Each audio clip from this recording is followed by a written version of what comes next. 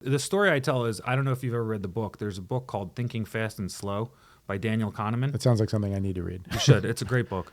I'm not sure if it's in the book or not, because the story kind of is blended with something else. But he did a TED Talk, and he did a TED Talk about it. He talks a lot about your thought processes and the way your memory works and the way that your decision-making processes work.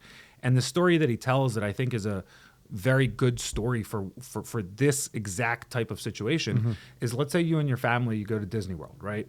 And you have the time of your life in Disney World, right? You spend a week there, you go on all the rides, you get all the pictures with all the Disney characters. You had a great experience with your kids, your family. And then on the way home, your flight gets redirected from Florida. It's supposed to come to Philadelphia, but it doesn't. It goes to Texas, right? You spend an overnight at a Texas airport sleeping on the floor. Your family's hungry and miserable. And, it takes you 48 hours to get home when it should have taken 3 hours, right? I feel like we've all been through that nightmare at least once. Yeah, at least once. Well, what do you remember about that Disney trip? You remember Texas. You remember Texas. You remember that horrible flight, right? And so, unfortunately, it's a similar kind of situation. People have a memory of their loved one, whatever it is, your dad, your mom, your grandparents, your brothers, your sisters, your kids, God forbid.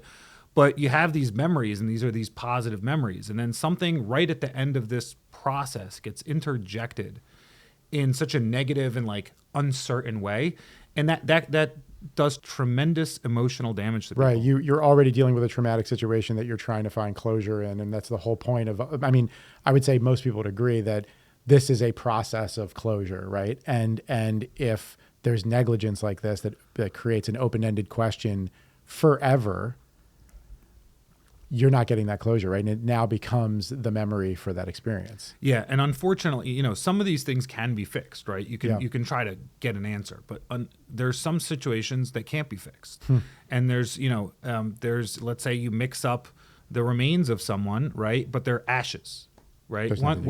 You can't perform DNA tests on ashes, and you can't, on cremated remains, there's no DNA test. So if the ashes that you receive don't have a name tag on them, you're going to say, well, how do you know that this is my loved one? How do you know? Right. And let me see your records. And then your records are sloppy. Even in the case that you described that's in the Inquirer, I imagine that the burden of digging this person up, the remains, to go and validate that it's the right person, that there wasn't an autopsy, was an autopsy, that is a traumatic experience in of itself. I imagine there's costs associated with it. And, we say rest in peace for a reason, right?